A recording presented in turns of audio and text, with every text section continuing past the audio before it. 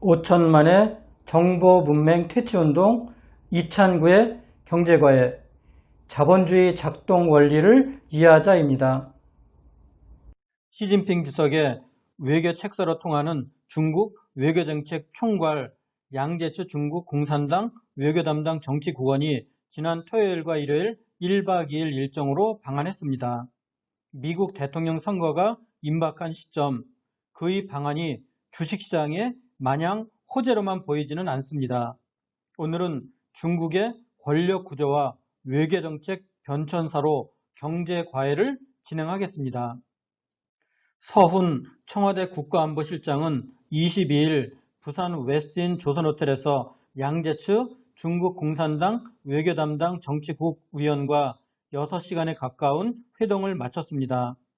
서훈 실장과 양재추 위원은 한중 코로나 바이러스 대응 협력을 위한 고위급 교역 등 양자 관계 현안, 한반도 문제, 국제정세 등 상호 관심사에 대한 의견을 교환했을 것으로 보입니다. 특히 시진핑 중국 국가주석의 방한 문제를 긴밀히 조율했을 것이란 관측이 나옵니다.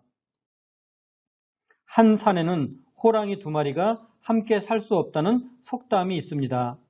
최근 수년간 지속되고 있는 미중 간 패권 갈등이 11월 3일 미국 대통령 선거일을 앞두고 더욱 첨예하게 고조되고 있습니다. 지난 주말 양재추 중국 공산당 외교담당 정치국원의 방한을 계기로 그동안 시장에 소외됐던 중국 관련 주식에 한동안 투자자들의 관심이 높아질 것 같습니다. 그런데 중국 관련 주식 투자자 중에 의외로 많은 분들이 중국 관련 단편적인 지식만 있을 뿐 전체적이고 체계적인 지식이 부족한 것 같습니다. 오늘은 중국의 권력 구조와 지도자별 외교정책 변천사를 알아보겠습니다. 중국은 정치적으로 공산당이 통치하는 공산국가이지만 15억 명의 인구 중에서 공산당원은 의외로 소수인 8,300여만 명에 불과합니다. 전체 인구의 채 6%가 되지 않습니다. 이와 같은 8,300만 명의 정치 엘리트들이 수십 년간 치열한 생존 경쟁을 벌이면서 살아남는 최후의 1인이 중국을 통치하는 최고 지도자 자리에 오르게 됩니다. 중국에서는 해성과 같이 나타나면서 돌풍을 일으키고 하루아침에 최고 지도자에 당선되는 선거 이변을 기대할 수 없는 권력 구조입니다. 선거라는 인기 투표를 통해 지도자를 선출하는 민주주의 국가와는 완전히 다른 권력 구조를 가지고 있습니다. 중국 권력 최상단에 있으며 집단 지도체제를 구성하고 있는 정치국 상무위원 7인에 대하여 살펴보겠습니다. 서열 1위 시진핑, 1953년 6월생, 섬서 부평 출신, 한족, 1974년 공산당 입당, 청와대학 인문사회과학원 마르크스주의 이론과 사상정치 교육 전공, 법학 박사. 시진핑은 중국의 전임 최고 지도자들과는 달리 문과, 법학 출신입니다. 그 전에는 모두 이과 출신이었습니다. 서열 2위 리커창, 1955년 7월생, 안휘성 출신, 한족, 1976년 공산당 입당, 북경대학 법학 경제전공, 경제학 박사, 국무원 총리 당 조직 부서기. 서열 3위 리짠슈, 1950년 8월생, 하북 평상 출신, 한족, 제13회 전국 인민대표대회 위원장으로 우리나라 국회의장에 해당합니다. 서열 4위 왕양, 1955년 3월생, 안휘성 출신, 한족, 제13회 전국정치협회 주석. 서열 5위 왕훈잉, 1955년 10월생, 산동성 출신, 한족, 중앙서기처 서기. 서열 6위 짜오러지, 1957년 3월생, 섬서 서안 출신, 한족, 중앙기율 검찰위원회 서기. 서열출이 한정, 1954년생, 절강성 출신, 한족, 국무원 부총리, 당 조직부 부서기, 이상 7인이 중국을 이끌어가는 가장 상부 조직인 중앙정치국 상무위원입니다. 특이한 점은 정치적 파벌은 서로 다르지만 7인 모두 한족 출신이라는 사실입니다. 동풍이 서풍을 제압한다.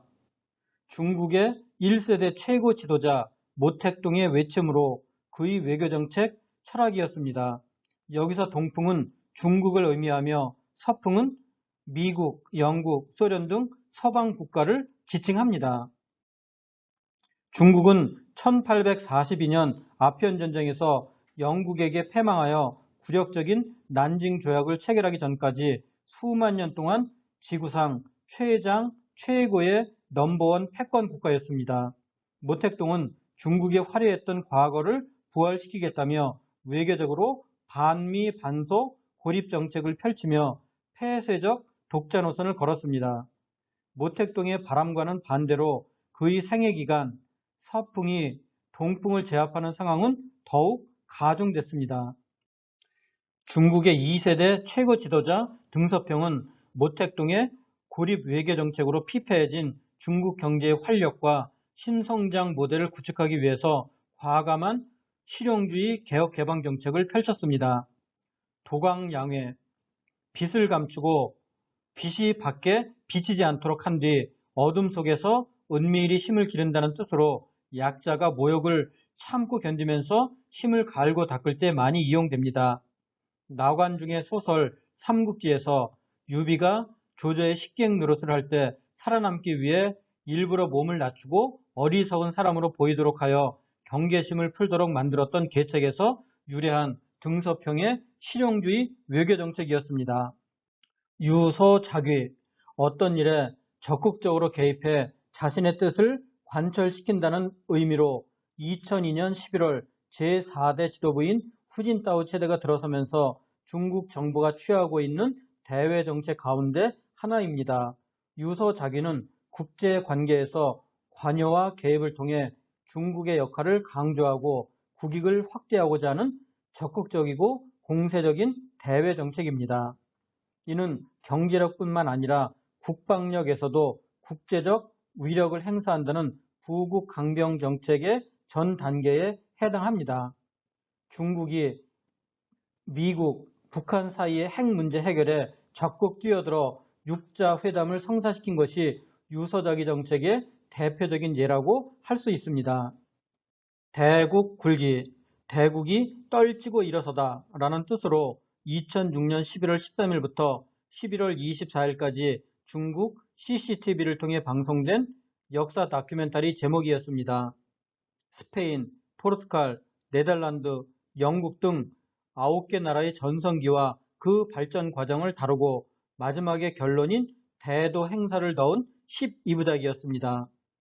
시진핑 주석이 2012년 공산당 총서기에 선출된 직후 위대한 중화민족의 부흥을 의미하는 중국몽의 실현에 나서겠다고 선언하면서 시진핑의 대표적인 통치 이념으로 중국몽과 함께 사용되는 외교정책 철학입니다. 1997년 2월 19일 등서평은 사망하기 전 향후 수십 년 미국과 반목하지 말고 서방 국가들과 우호를 유지하면서 조용히 내실을 기하라는 유언을 남겼습니다. 등서평의 유언과 달리 시진핑이 칼집에 있던 칼을 너무 빨리 꺼낸 것 같습니다. 지난 주말 부산에서 있었던 서훈실장과 양재추 위원 간 회담에서 미중 갈등과 관련한 현안도 논의됐을 것으로 추정됩니다.